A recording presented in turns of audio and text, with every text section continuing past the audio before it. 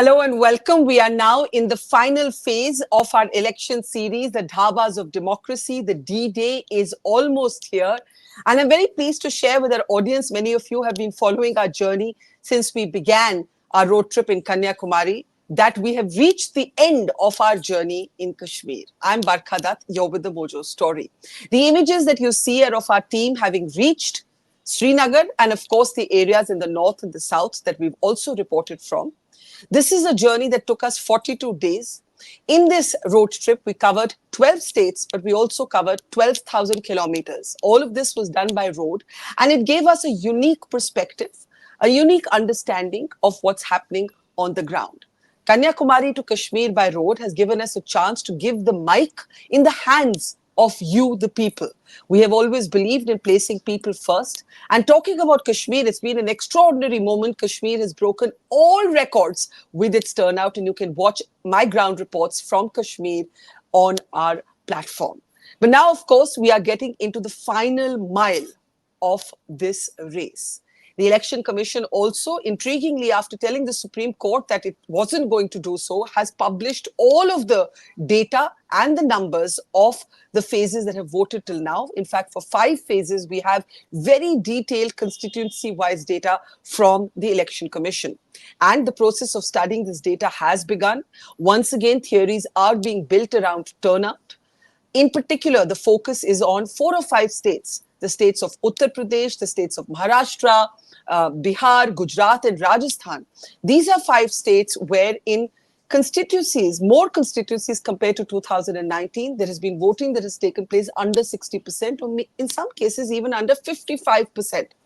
How should we read this? Has this election turned? For the last few phases, we have seen this debate, and at this point, there are 2 clear narratives. One narrative that belongs to, let's say, the Yogendra Yadav school of thought. You've seen his interview on our platform that says the BJP will fall below majority.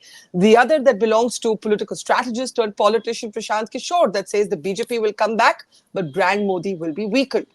To make sense of all the differing perspectives and the noise, and bring some order into the conversation, we turn today to the foremost expert, Yashwant Deshmukh. Yashwant, of course, is somebody you've seen quite often on our platform. Let's welcome him back as our newsmaker on this broadcast to try and make sense of the competing narratives. It's always good to have you, Yashwant, and I'm glad to have completed my journey from Kanyakumari to Kashmir, learned a lot, but will never try and hazard the outcome, the mind of a voter. The Indian voter is too wise, and I leave that to experts like you. So, shuru karte hain. 2 competing narratives, almost as if 2 different elections have taken place. One can understand that both sides want to believe, need to believe the election isn't over. There's still one more phase to go, that they're in the game, they're in with a chance. But if you had to look after 6 phases at who's ahead, who's behind, how to make sense of 2 competing narratives, one that argues the election is turned, the other that argues that it's still for the BJP to win and repeat. Where do you stand between these 2 contesting narratives, Yashwant?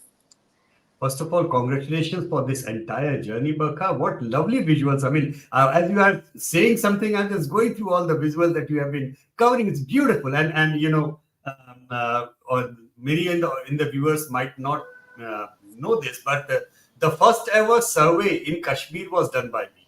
That was way back in, that first ever survey. That was the cover issue of the Week magazine, way back in the early 90s. You know? I remember that now. I remember that. Yes, so, yes. At that point of time, I had actually traveled myself on a YSD because taking the car was absolutely said a no by my UNI bureau chief over there. He said that no, take my YSD, and he gave me his local reporter. And I drove right up to the Anantnag, Baramulla, and everywhere. I drove that YSD myself. And what lovely memories since then, you know. And I must say, for this election, all the headlines are one side, and the turnout in Kashmir is one thing for me. I mean, I was just going to say, before we get into the numbers, let's take a moment. You know, I've covered this state when 5 baje sanata ho jata tha, boycott calls hoti thi, and Kashmir, more people have voted in Baramulla, turnout percentage wise, than in Delhi or Mumbai.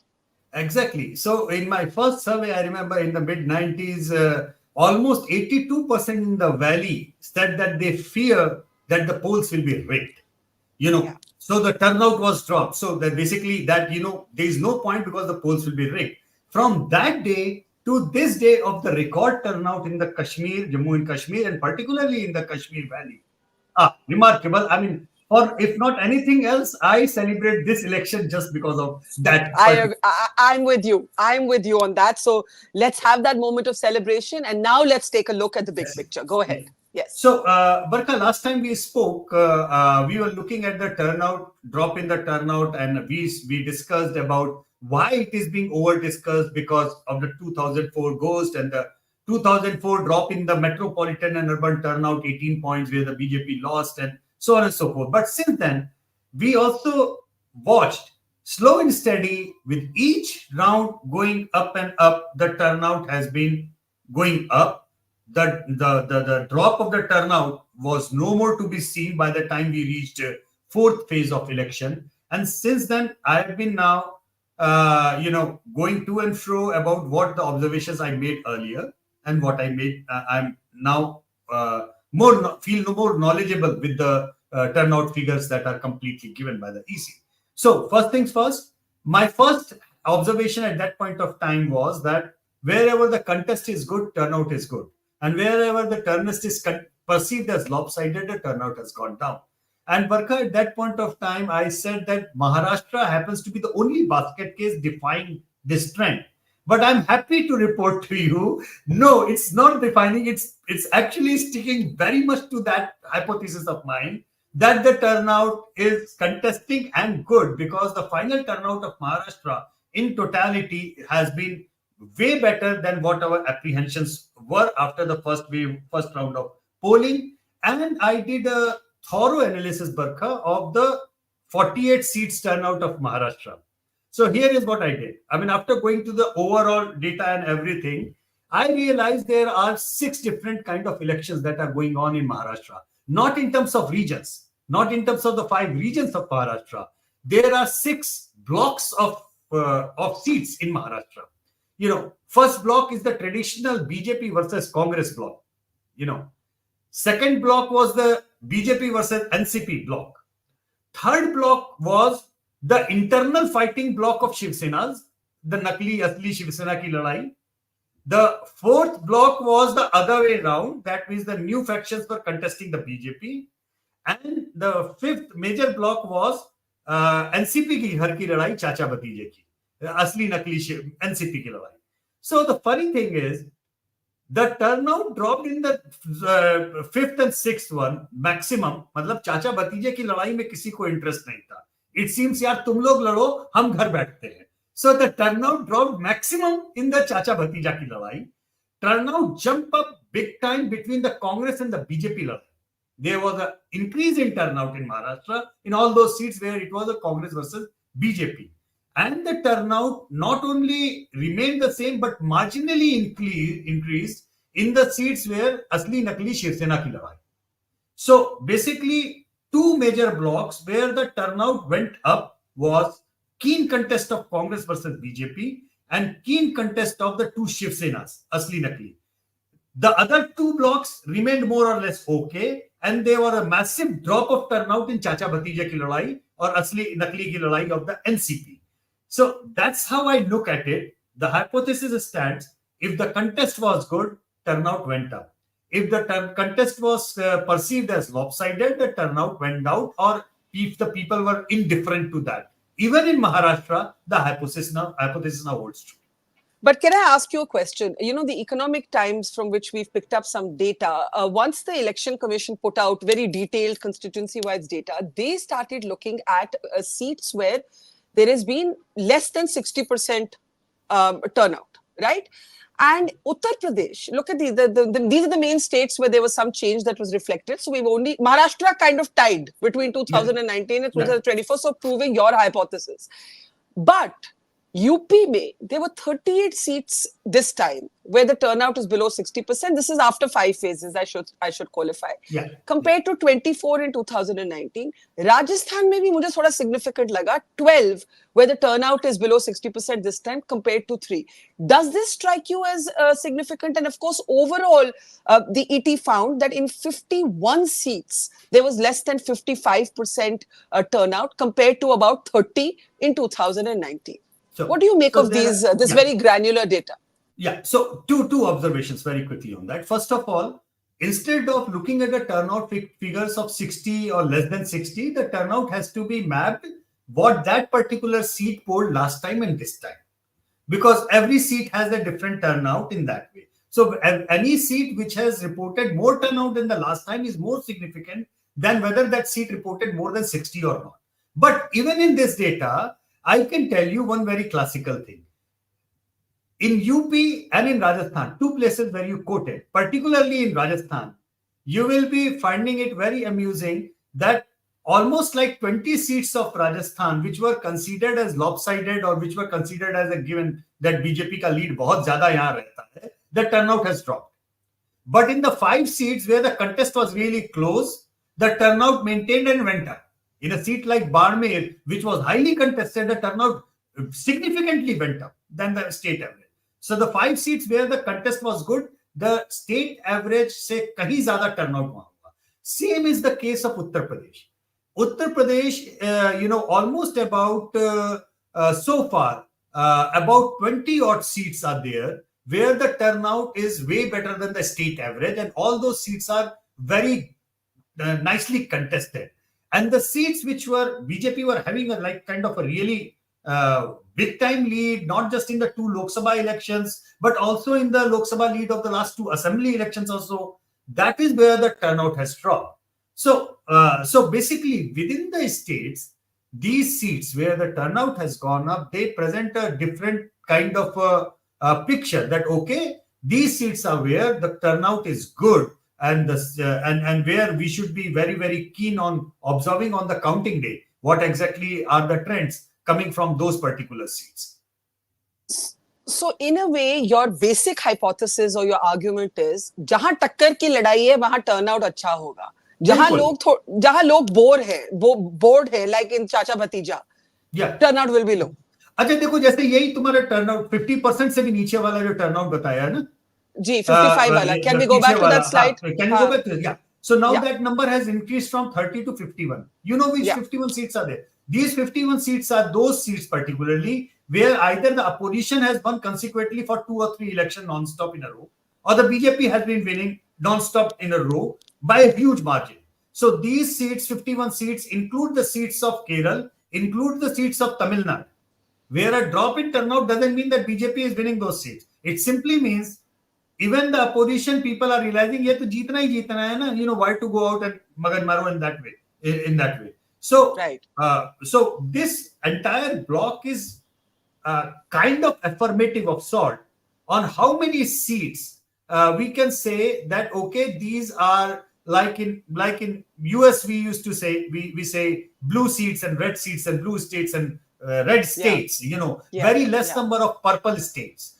Exactly what is happening over here. The number of purple states has actually gone down to 5 in India, and number of seats which are purple seats in that way, going around various places. I don't think outside those 5 states, the number of purple seats are more than 25 in all. Very interesting. Now, your running hypothesis through this election campaign has been that the 2 states that are going to be the mother of all battles are Maharashtra and Bengal. We have spoken about Maharashtra right now. The Prime Minister, in an interview to ANI, has spoken about Bengal. And I'm going to play out that clip for you because, very interestingly, he is arguing that Bengal is going to be the BJP's best performance, obviously relative, but he believes that Bengal is going to bring in that spectacular headline for the BJP. Take a look and we'll come right back. इस बार पूरे हिंदुस्तान में the best performing state कोई होगा तो पश्चिम बंगाल होने वाला है. Bharatiya Janata party को सर्वाधिक सफलता पश्चिम बंगाल में मिल रही है और पश्चिम बंगाल का चुनाव एक तरफा है. So this is interesting, and of course it could be you could read it as a political statement, you could read it as a standalone statement. How do you read it? I take that very seriously when he says that, because I understand many things politicians and even he himself have been saying for Charto Path, which I have always maintained that it's more like a psychological warfare rather than the actual target. But Bengal is something different. I was going through the reports of Indian Express the other day, and where the reporters have reported the anti-incumbency in Bengal is right now working against Mamta. There is anger and anti-incumbency, but it is actually, they are treating it more like a state subject state in that way rather than a national thing. And because an alternative is there in that way, national way, so many of them. So what is happening in Bengal in our tracker also, Barkha, we did point out this one, that Bengal is a very unusual state. It is the only state in India where BJP actually entered the rural side, countryside, and then expanded to the urban areas. In all other states of India, BJP was a Shahar ki party, urban party, and then it spread out to the rural countryside.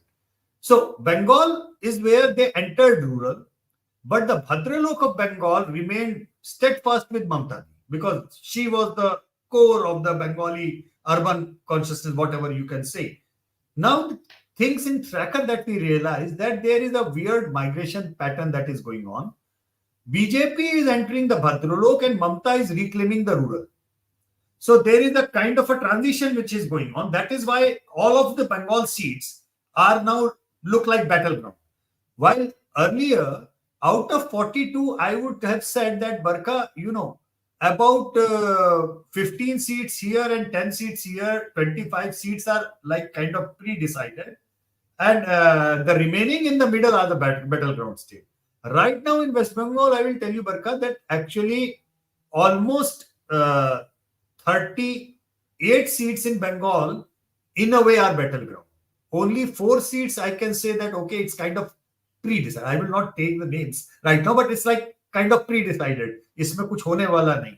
But 38 seats in West Bengal are right now in real good contest. And when I say real good contest, you have to actually be very, very observant that day, because with every round of counting, you are likely to see the change in, the tallies or the leads this way or that way in those 38 seats in West Bengal. And it actually furthers your theory that where there is fierce competition, there is high turnout. Bengal has seen handsome turnout. Absolutely. I mean, and no, it doesn't tell us who is going to win. I'm telling honestly, the drop in the turnout or the increase of the turnout doesn't necessarily tell us it is anti-incumbent, pro-incumbent. No, none of those inferences can be taken. But yes, what we can understand, how the public looks at those contests, whether they are realizing, yeah, ek tarfa hai, whether they are realizing, no, it is a good fight and we should go out, it matters. My vote matters. In the states or seats which are conceived one-sided, perceived one-sided, I think the overall inclination to go out, something creeps in, Barkha, that my vote is not that important. कि मेरे जाने से कोई असर पड़ेगा, मैं हार रहा हूं तो असर नहीं पड़ रहा है, मैं जीत रहा हूं तो भी असर नहीं पड़ रहा है, नहीं भी गया तो क्या फर्क. That sentiment creeps. Okay, now let's zoom out. We've taken a look at turnout. We've looked at Bengal and Maharashtra as those ferocious battleground states. There are two distinct narratives even after 6 phases of this election. Usually 6 phase ke baad you kind of believe कि यार ये election ऐसी है या ये election ऐसी है. And it's not that these are the only 2 individuals who have made these arguments, but they have come to be faces of these arguments. There is Yogendra Yadav on the one side, who says कि majority से कम BJP आ रही है और NDA भी possibly can fall below majority. दूसरी तरफ है प्रशांत किशोर. हमारे इंटरव्यू से शुरुआत हुई, उसके बाद बहुत सारे इंटरव्यूज हुए. वो कहते हैं बीजेपी वापस आ रही है, बेहतरीन परफॉर्मेंस भी हो सकती है, बट स्टेटस को तो है पक्का. But mister Modi's brand, he argues, is in decline. Opposition की फेलिंग है कि वो वापस आ रही है. These are 2 completely divergent narratives. Yashwant.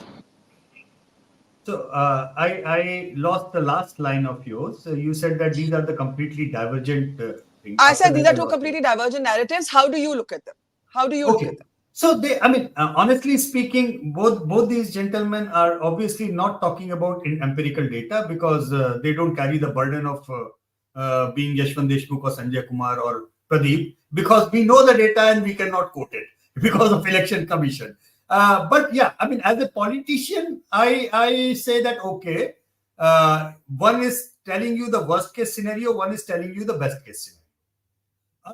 So now, the best and the worst case scenarios, what we can say is that let's say let's become the devil's advocate and see the other way around. Okay, if I play a devil's advocate that okay, Yogenji is right, even his worst case scenario, let's take it on the face value.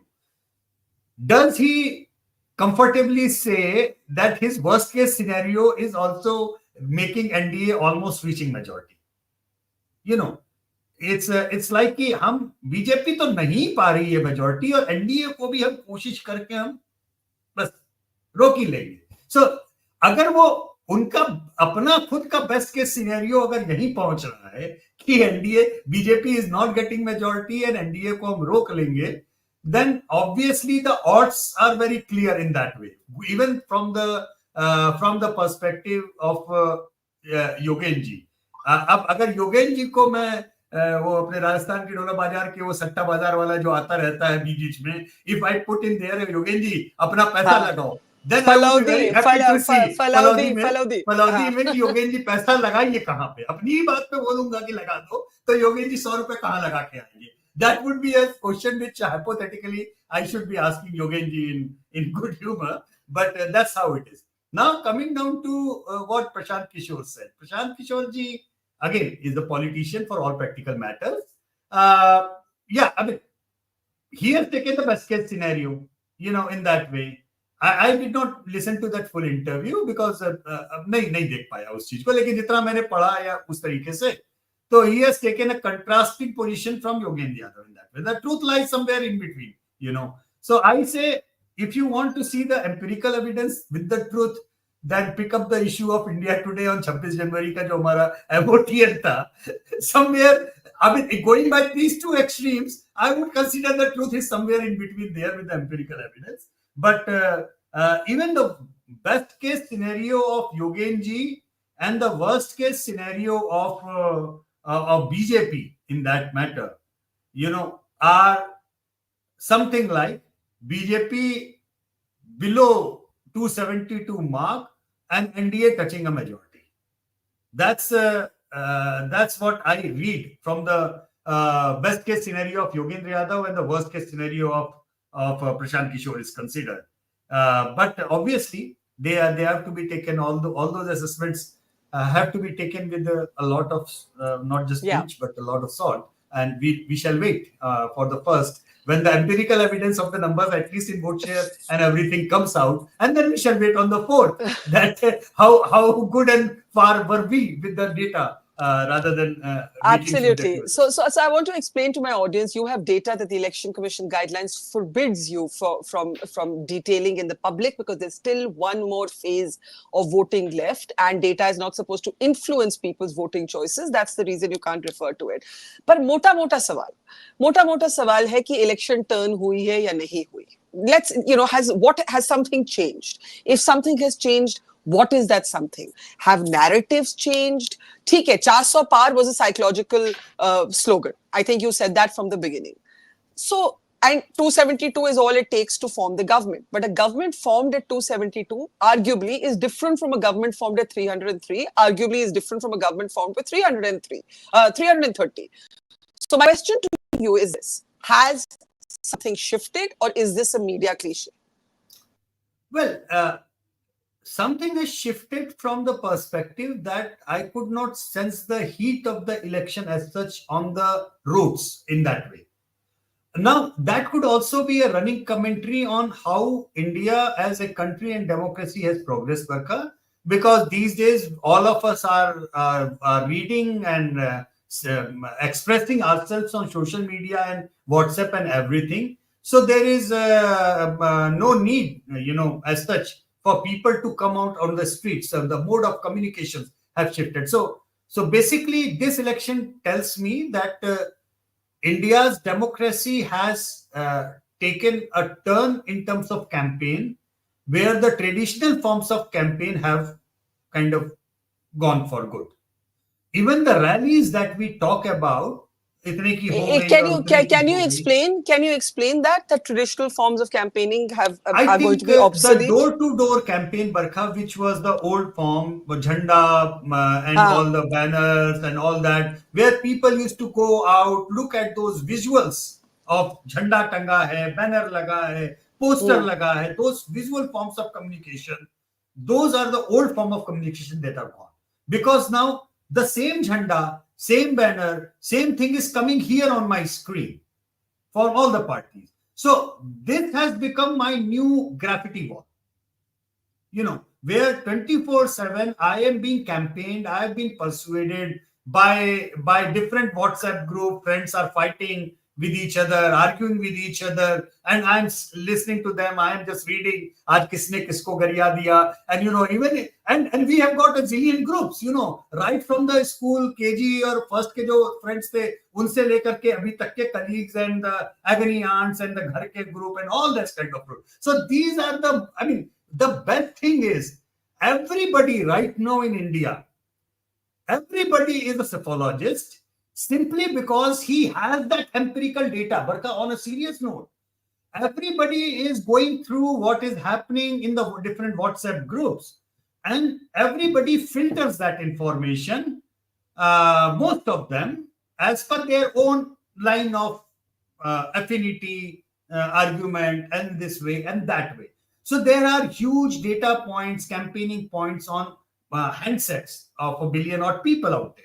Now, obviously, they are so absorbed with that one, they do not even have time to look at the poster, jhanda, banner, blah blah blah blah. They just don't have the time in that way. Now, the traditional form of the rallies, that is also, I guess, this is probably the one of the last few stages where you are still gonna see physical presence of the people on the ground. Because Barkha, since 2014, we are witnessing another trend. Rallies are being televised. So rally is not just a rally for those thousands of people on the ground, but they are for a billion odd population when it is televised.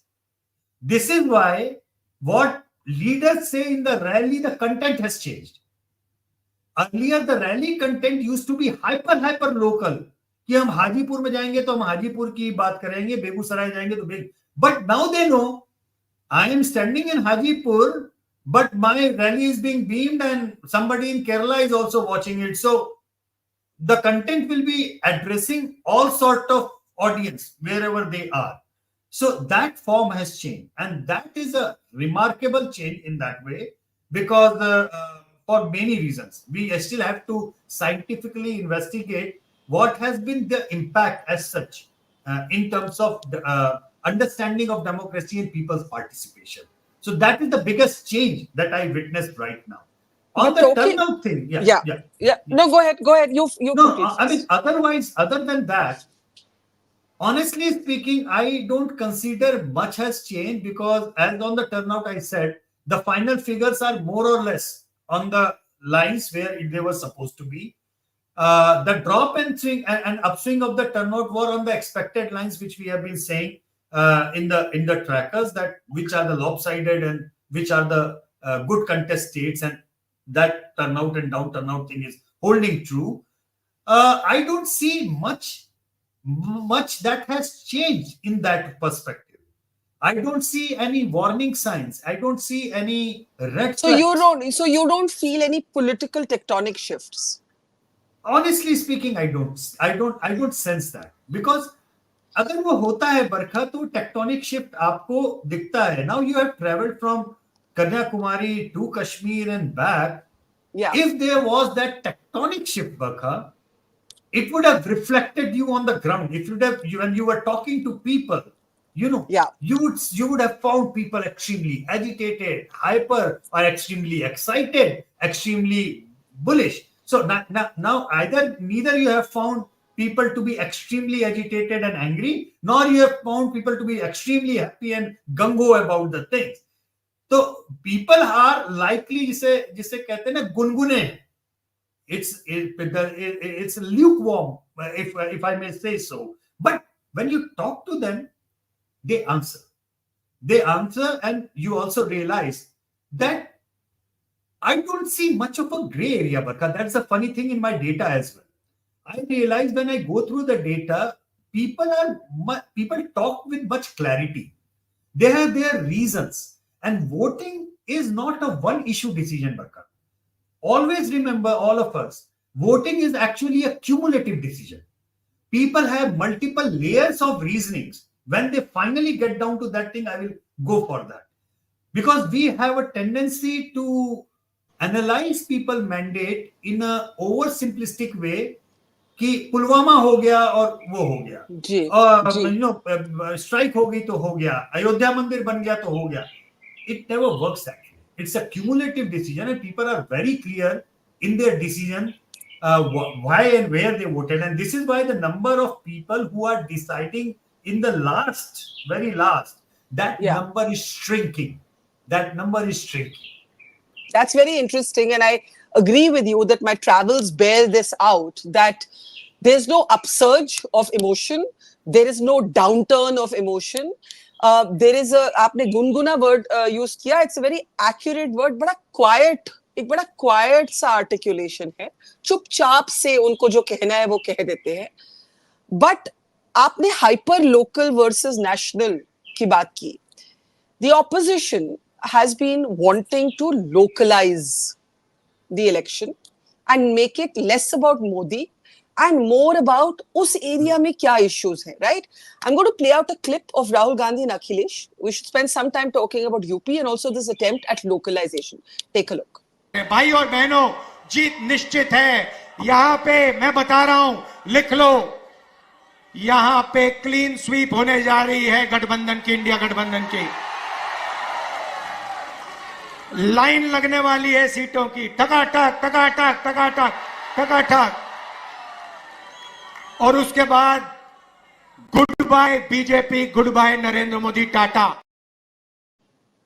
Goodbye BJP, Tata Prime Minister can be seen again, like I said with the Prime Minister, as a political comment, or is there actually a spring in the step of the opposition where their calculations could be telling them something that you might be privy to and you can't share? I'm certainly not privy to. But if you look at it through the framework of localization versus national, is this a national election? Is this a series of local elections? How do you see it?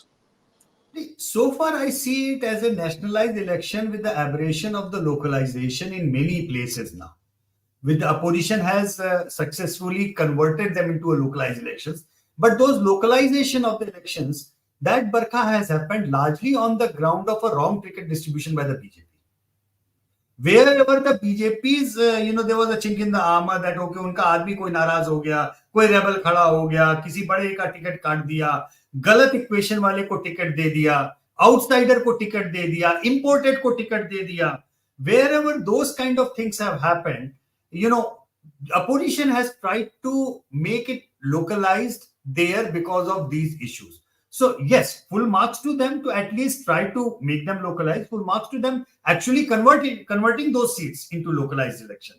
But when I say these things have happened, I am not saying it that is happening as a generalized trend. Because if you look into the media reports, and I've been reading a lot, I mean, all my reporter friends, whatsoever they are fielding from the ground, the seats, say for example, in Rajasthan, there are 5 seats where there is perceived to be a very good contest. The turnout is very healthy, and there are extremely important localized equations. कहीं कुछ नाराज है, कहीं कुछ नाराज है, कोई पुराने का कटा, and all those things that happen. Similarly, there are few seats, three seats in Madhya Pradesh, 2 seats in Delhi, or for example, significant number of now seats, about 15 to 20 seats in UP, for example, where the localized equations have become important, critical, and they have become very important because of wrong selection or continuation by the BJP of a non-performing member of parliament, which is kind of odd because BJP has been very good in chopping off the tickets of the non-performing MPs, but still that has happened.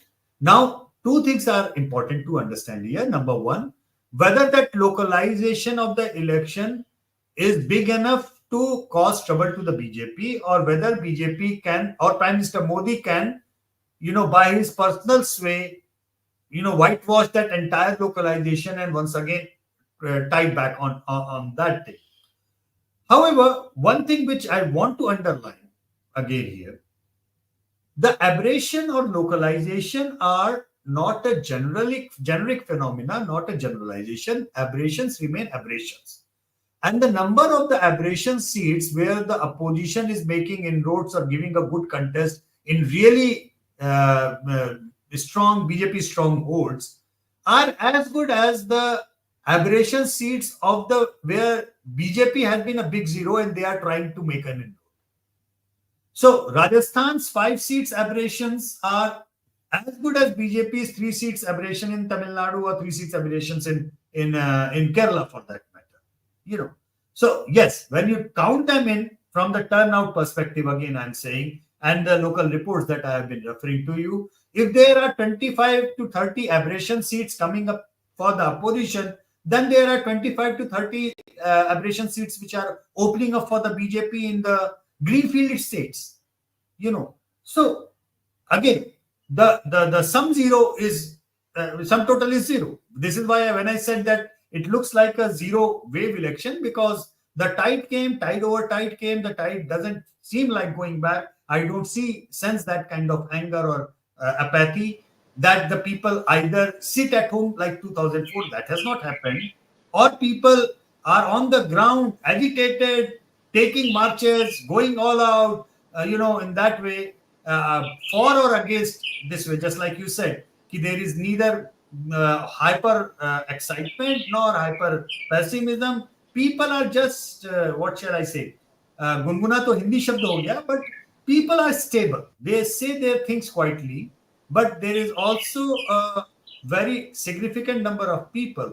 When you talk, you realize they are kind of predetermined. They are kind of pre-decided what they want. Would that mean that very few people would actually change their political positions? Exactly. And this is happening in anti-BJP and pro-BJP both ways. Now. So who decides the election then? Or what decides the election? Organizations decides the election, because in a good contest or the low turnout contest, eventually it will also become very important for us to see who is more keen and who has a better hunger for victory, and who is more driven by the fact that I have to use my organization, pull the people, my supporters out of their home and put them into the line. That is where the keener contest elections are going to be decided. पर इस बारी ये भी बहुत बात हुई है about despondent RSS workers, the anxiety over the import of outsiders. The BJP has had to struggle with some of those battles for sure. Yeah, absolutely. Yeah, and these are the loose ends of the BJP, which the opposition has been exposing and successfully making a significant number of seats as a battleground seats. So that is something which the opposition has played well. Only thing from that side of the theory where I am a bit reserved on calling that is, they have decided to localize the election after almost about 5 years of centralizing the election in their campaign and narrative. So you mean they made it about Modi, the opposition made it about Modi for 5 years, and now they want to localize it. So in the last 3 months, so it's like, for 4 year and 8 months, we remained centralized, and in the last 4 months, we decided to make it localized. Now, whether it is too late, whether it is too late a realization, whether it is too late to execute, whether it is too late to damage the BJP to the extent they wish to damage, that is something which we will know only when we have the numbers and we have the actual results. Honestly, not even numbers. Even in the numbers, some states, not everybody would be clear ki kya hua. Some states will always defy the polling numbers in that way. So we will have to even wait for the actual results, where they come in. So I mean, from that perspective, I think they waited way too long to localize it. And Prime Minister is trying his very best to centralize it. obviously. I mean, this election is about him. You know, people have voted for 14 and 19 for him. People are voting either in his favor or against him. So he is the central theme. You know. Yeah, but Neerja Chaudhary had a very interesting line, and she said कि आक्रोश तो बिल्कुल नहीं है, which I agree with, you and I agree with. She said, लेकिन what about Ankush? You see, the Indian voter doesn't like unbridled power. Oh, वो yes. कहते हैं कि हम आपको वोट देंगे लेकिन आपकी ये बातें अच्छी हैं, ये बात थोड़ा चेंज कर लीजिए. Now the opposition is counting on that kind of incremental decline in the hope that the BJP may fall below majority. What do you say about this thinking? Is it wishful thinking? Is there some math to it? No, I think it is more of a wishful thinking. Again, I am saying that this is not a proactive approach. You know, they are wishing for something कि संघ वाले नाराज हो जाए ना निकले, BJP के लोग नाराज हो जाए ना निकले, अंकुश लगा दे ना निकले. Arvind Kejriwal also had a one-liner कि ये योगी को नहीं बनने देंगे. You know, so basically you are trying to do something which is like looking out for the things कि ये इनके हिसाब से. But this is not a proactive approach. What I'm saying, proactive approach is like when you have a significantly popular, bullish leader, aggressive leader, takes it heads on, you know. Now, Rahul Gandhi ji takes it heads on, no doubt, aggressive, but he is not popular. So, popular, aggressive, taking heads on, these are the three things. So, two things he is the checklist one, okay. But he, as far as the masses are considered, all the numbers, not just mind tracker and everything, we have seen his numbers with Modi, Rahul Gandhi and Modi are 1:2. I mean, there is no competition as such on that ground. So something hits me there that, okay, a lot might seem to be changing, or a lot, the more things change, they remain the same. So these are the things that we have to battle and grapple through in the data. Before we start closing, Yashwant, my producers brought this slide up on the women voter turnout, and this is important because the women voters have often been called the X factor. You've also been speaking about how they're going to play a big role. This shows a kind of dip in. We've just picked up a handful of constituencies in Uttar Pradesh. Yeah. Do you read any pattern here? I read a pattern of good seats where the contest is gonna be good in that way. I mean, but why? Why? Because if female voters have gone down, which have been voting on the Labharti Yojana, if you see it that way, then it is an interesting trend to observe. Number one. Number two, this drop in the turnout in percentage point, if that is like out of 5 lakhs or 4.5 lakhs, almost about 50,000 approximately, that's a 10% drop. If you look into that number, if that way. And that is also the kind of number that the new voters come. So I am even keener to understand, we know for sure that the new voter registration has dropped from the Election Commission's data.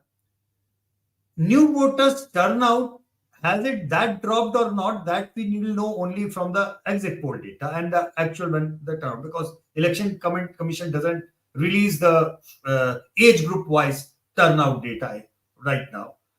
So I am also anticipating not only the new voters have registered less, but probably they have gone out less as well. That might be a cause of concern for multiple reasons. I mean, not just because of the joblessness or lack of hope. It could also have a lot to do because when the registration number came out, Barkha, I also realized that for this generation, voter ID card is not the default identity card anymore. For our generation, throughout the 90s, voter ID card used to be our default identity card. 18 saal hue nahi ki pehle wo bana, because all the doors used to open up only with that identity card. Now this generation is not very keen on that because they have Aadhaar, they have other forms of identifications, and voter ID card is no more the default identity.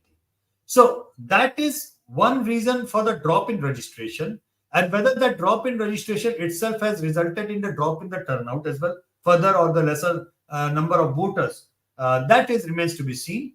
But I hope that overall the female turnout is better than the last time and at par with the males. Of course, these are the few seats you asked me to look into it and see Yeah. how what to make out of this. I can tell you that the contest is quite keen, very keen on these seats, and the female voters, if they are the Labhati Yojana voters who are sitting at home, then it is becoming much more keener. But if they are the first time voters which are sitting at home, then it is a different story. But Very I hope this interesting. is not a generalized, I hope so. thing. Yeah. Absolutely, I hope so. Let's end by saying by asking you. You said no dramatic tectonic shifts. None of us who've been on the ground have witnessed those. That would. You've also spoken about predetermined elections and predetermined political choices. That would point largely to a status quoist trend. I know you can't share data, but let me ask you a different way. Are we looking for any major surprises left to unfold at the end of the final phase? Or is Going by this seeming the turnout, predictable election? going by the turnout, there would be surprises, and few of the seats could be because of the turnout has become unpredictable there. So that is something which the turnout tells me that this might be a bit more keener and bit more better contest in that way. What remains to be seen is that if the drop in the turnout is one-sided, when I say one-sided, ये that एक ही तरफ की seats में turnout drop हो रहा है. हाँ, तो पता लगा कि जो जीत रहे हैं वो गए नहीं, उन्हीं का ड्रॉप हुआ तो वो सीट फंस गई. What do you mean? Explain that. Like that, those who are saying that, okay, we are winning this seat, there is no need to go out, and there is a 7-8% drop in the turnout. That's right. And their winning margin has been 7-8% last time.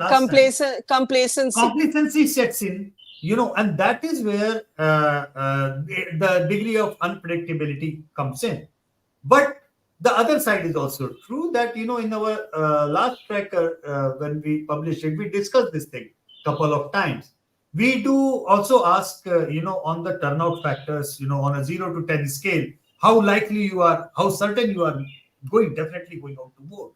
So 7 and onward is like we generally find approximately 66-67%, which we felt that, okay, there is a likely to be, on the lower side, it was 5 and below, it was like 61%, 62%. On the 9 and 10, it is only, it's about reverse scale, it was about about 71%. So basically the worst case scenario was 62% turnout and the best case scenario was 71, and our expectation was 67%. By and large, it is going in the same direction, approximately all India 67% turnout. One interesting thing which I mentioned it earlier as well, that the number between the opposition and the BJP voters was 67 and 63. No, sorry, 68 and 63, if I'm not wrong. Something like that, where there was a 5-point gap between the surety of the voting.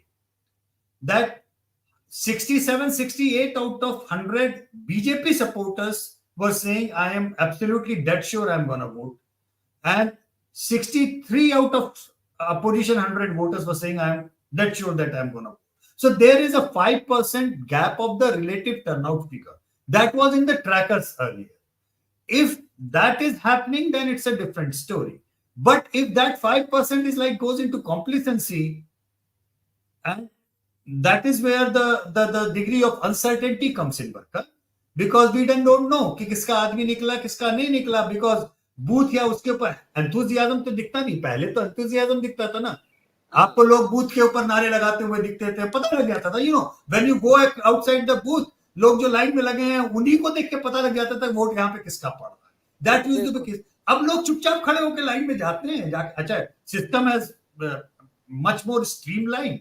So I don't think that there are reports of 2-3 hours of wait outside the polling booth. लोग जाते हैं, normally कहते हैं आधे घंटे 45 minute में पूरा process करके हम आ गए. How to read? कौन गया कौन नहीं गया? So That's But it. with all these ifs, where you were in your reading of the election when the campaign started and where you are today, is it different or is it largely the same? I think I don't have any red flags. I mean, we are looking at the red flags, what we can read. Is it something different? Is it something different? Yes. Obviously, there are many things which go up from the expectation, many things which go down from the expectation, that the net result becomes zero in that. But so far from the turnout and all the reports that I have been reading and everywhere been reporting in all the newspapers, I don't think there is any red flag of something that, okay, this is like a huge upset or something which is coming in. So, I mean, from that perspective, I think the turnout is the best indicator of sorts. अच्छा ये भी नहीं होता बरका by the way, बड़ा rare ऐसा होता है that Murphy's principle लग जाए, like किसी पार्टी के लिए, like in 2004 it was rare case, whatever could go wrong for the BJP went wrong, from the alliance to the turnout to campaigning to the messaging, and everything went wrong. And then we have seen the other extreme of 2014, whatever could go wrong for the Congress went wrong in that way. Yeah, yeah, I mean, generally what happens that probability के perspective पे दोनों चीजें बराबरी में जाती हैं. जो close seats भी होती हैं बरका ना, वो in probability they get distributed in the same proportion of as the vote share in that way. जिसको जितना वोट मिल रहा है उसके प्रोपोर्शन में वो क्लोज सीट्स भी मोर और लेस. आप किसी भी सिपोलरी से पूछेंगे, आप चाहे संजय भाई से बात कर लीजिए, राजीव करंदीकर से बात कर लीजिए, किसी से बात कर लीजिए, आपको यही वो बताएंगे कि यार प्रोपोर्शन वो मेंटेन होता है क्लोज सीट्स में. लेकिन सब कुछ एक तरफ हो जाए, सब कुछ एक तरफ हो जाए, ये थोड़ा सा कम माना जाता है, रेयर कि सब कुछ होगा एक ही तरफ हो जाएगा, ऐसा नहीं. चलिए अब तो कुछ ही दिन बाकी हैं. We'll end where we started with 3 cheers for Kashmir and the turnout there. And Yashwant, thank you. We can talk to you for hours, but we have to let you do some other work also. And just as I said, we're in the last mile, literally now in the last mile. And I think people can't wait for this to be over and for the country to know who is their next government. Okay, has Yashwant gone? I just wanted to say thank you to him if he's still there. There he is. Thank you, Yashwant. It's such a pleasure, and see you soon. See you soon. Thank you. And that brings us to the close of another edition of the Dhabas of Democracy. As we said, we have completed our road trip from Kanyakumari to Kashmir. We thank you for being part of this journey. In the next few days, we will continue to bring you special broadcasts looking ahead at the last phase of voting as well as election counting. And we hope you'll join us for both of those big news stories. Thank you for tuning in, and see you tomorrow. We're at the Indian mainland's southernmost tip in Kanyakumari, the confluence of the Bay of Bengal, the Arabian Sea and the Indian Ocean. It is from here that we're beginning our big road trip to the heart and the soul of India, Dhabas of Democracy. That's all about traveling thousands of kilometers to look at the food, the fun, the festivity, the flavors of this election, but also, of course, to tell the stories of you the people, of we the people.